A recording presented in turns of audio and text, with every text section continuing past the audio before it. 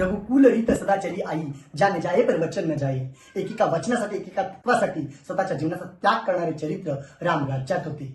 परंतु आजची परिस्थिती उलटी आहे. आज धर्म, शिक्षण, समाज, कुटुंब, अर्थ, राज्य व्यवस्था भयानक स्वरूपाची दिसत आहे. त्यातलेच चित्र मी तुमच्या समोर मांडत आहे. वडिलांच्या वचनास्तव संपूर्ण साम्राज्यावर पाणी सोडणाऱ्या या रामाच्या देशात अक्षता पडलेला आठवडा उलटला नाही, तोच वडिलोपार्जित इस्टेटीची वाटणी करणारे दिवटे जन्माला येतात. परक्या स्त्रीला मातेचा दर्जा देणाऱ्या शिवरायांच्या राज्यात डोळ्यांनी दबलेचे आबरूचे लचके तोडले जातात. जिथे रक्षकच भक्षक म्हणून पाहतो तिथे सामान्य ना आशेनं पाहावं तरी कुणाकडे. धर्माचा धंदा करून अधक पळणाऱ्या सृष्टींकडे की मानवतेला दुष्ट रूढींच्या खिंडीत गाठून त्यावर प्रहार करणाऱ्या नरपुंगांकडे. ब्राह्मणातून त्या क्षत्रियातून रक्षण आणि वैश्यातून सेवा यांचा लोपच झालेला दिसतो. त्यामुळे सगळीकडे अधर्म, अनित्य, अत्याचार, दुराचार आणि फक्त भ्रष्टाचार बोकाळलेला दिसतो. अशा वेळी सर्वांच्या तोंडून एकच वाक्य बाहेर पडतं, रामराज्य येऊ दे. अशा रामराज्यात नक्की होतं तरी काय? तर सगळ्यात महत्वाची गोष्ट रामराज्यात होती आदर्श कुटुंब व्यवस्था. राज्य गादी मिळाल्यानंतरही रामाच्या पादुका ठेवून राज्यकारभार करणारा भरत याच रामराज्यातला. शरीरमध्ये रामाने प्रवेश केल्यानंतर त्याच्या पाठीमागे उडी घेऊन स्वतःचा देहत्याग करणारा सुग्रीवासारखा मित्र याच रामराज्यातला.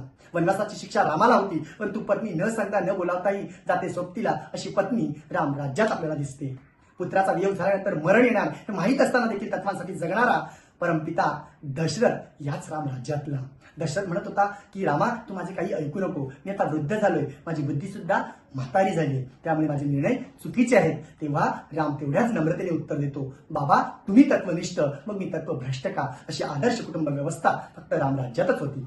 आज आमच्या कुटुंबाचा विचार केला तर आज आमच्या कुटुंबात सख्खे भाऊ पक्के वैरी, सासू सुनेचा 36चा आकडा, बोलतात एक आणि करतात एक. आज याचा तर उद्या त्याचा, आज इथे तर उद्या तिथे. स्वतःच्या स्वार्थासाठी जगताना दुसऱ्याचा घास ओढणारे आपण, पद पैसा प्रतिष्ठेसाठी वरच्याला खाली खेचणारे आपण. अशी आमची कुटुंब व्यवस्था. रामराज्यात दुसरा गुण महत्वाचा होता, तो म्हणजे आदर्श शिक्षण व्यवस्था.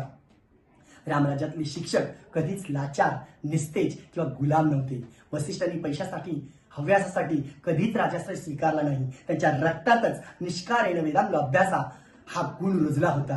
कारणाशिवाय वेदांचा अभ्यास करणारे ते शिक्षक खऱ्या अर्थाने तेजस्वी होते.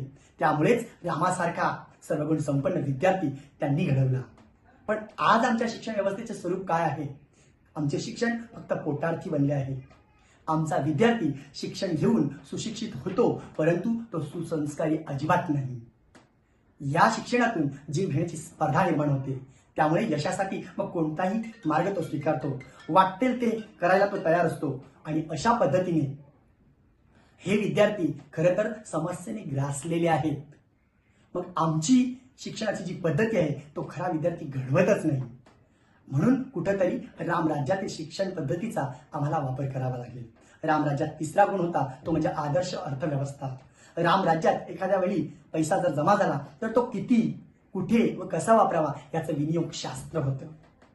आणि अशा विनियोग शास्त्रामुळे त्या काळचा पैसा योग्य ठिकाणी वापरला जायचा, थोडासा उदरनिर्वाहासाठी वापरला जायचा आणि उरलेला सर्व पैसा दान, धर्म, यज्ञादी कार्यासाठी वापरला जायचा. मग आठवतो रघुराजाचा सर्व दक्षिणादान यज्ञ. दान देणाऱ्याला स्वतःच्या कर्तृत्वावर विश्वास होता की मी ते परत मिळवीन. असा अर्थव्यवस्थेचा पाया रामराज्यात भक्कम होताना दिसतो. आज आमचा अर्थव्यवस्थेचा जर विचार केला तर आमच्या मध्ये येणारा अर्थ हा आम्ही कधीच विनियोगाने वापरत नाही. आज नेत्याकडे बघितलं तर सगळ्यांची व्याख्या झाली, जेवढं नेता येईल तो नेतो, तो नेता. पण खरं तर नेत्याचा अर्थ ने म्हणजे नेतृत्व आणि ता म्हणजे तारणारा. हे असं का आम्ही बोलतो? कारण आमच्याकडे अर्थाला न्याय दिला जात नाही.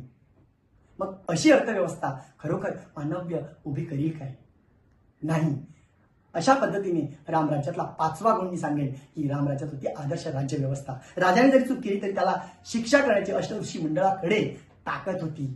असा अष्टऋषी मंडळ राजाला सुद्धा दंड करत होता. स्वतःची चूक झाल्यानंतर त्याला शासित करणारा स्वयंशासित समाज रामराज्यामध्ये होता. हे सगळे गुण रामराज्यात असतील तर आम्हाला रामराज्यात स्वीकारावं लागेल. पण त्याची सुरुवात माझ्यापासून करेन. मग मी आदर्श कुटुंब बनवेन, मग मी माझे आदर्श शिक्षण बनवेन, नवीन आदर्श राज्य व्यवस्था बनवेन. त्याच्या पुढे जाऊन सांगेन मी माझ्या रामाच्या प्रत्येक पावलावर पाऊल ठेवेन, जगेन. शेवटी एवढंच म्हणेन, समर्थाचे गुण गाता शब्द पडतील फिटे.